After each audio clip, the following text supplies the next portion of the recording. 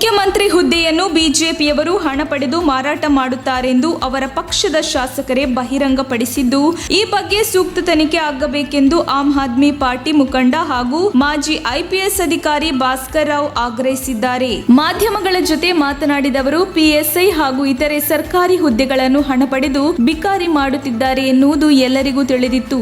ಈಗ ಬಿಜೆಪಿ ಶಾಸಕ ಬಸನಗೌಡ ಪಾಟೀಲ್ ಯತ್ನಾಳ್ ಅವರು ಸಿಎಂ ಹುದ್ದೆಯನ್ನು ಹಣಕ್ಕೆ ಮಾರಾಟ ಮಾಡುತ್ತಿರುವ ವಿಚಾರವನ್ನು ಬಹಿರಂಗಪಡಿಸಿದ್ದಾರೆ. 2,500 ಕೋಟಿ ರೂಪಾಯಿ ಕೊಟ್ಟರೆ ಸಿಎಂ ಸ್ಥಾನ ಸಿಗುತ್ತದೆ ಎಂದಿದ್ದಾರೆ. ಅಷ್ಟು ದೊಡ್ಡ ಮೊತ್ತವನ್ನು ಬಿಜೆಪಿಯಿಂದ ಸಿಎಂ ಆದವರು ಹೇಗೆ ಹೊಂದಿಸಿದ್ದಾರೆ ಹಾಗೂ ಹಣ ಪಡೆದ ಹೈಕಮಾಂಡ್ ಅದರಿಂದ ಏನು ಮಾಡಿದ್ದಾರೆ ಎಂಬುದು ಬಯಲಾಗಬೇಕು ಎಂದು ಹೇಳಿದರು. ಪದೇ ಪದೇ ಕರ್ನಾಟಕಕ್ಕೆ ಬರುವ ಅಮಿತ್ ಶಾ ರವರು ಯತ್ನಾಳ್ ಬಹಿರಂಗಪಡಿಸಿರುವ ವಿಷಯದ ಕುರಿತು ಪ್ರತಿಕ್ರಿಯಿಸಬೇಕು.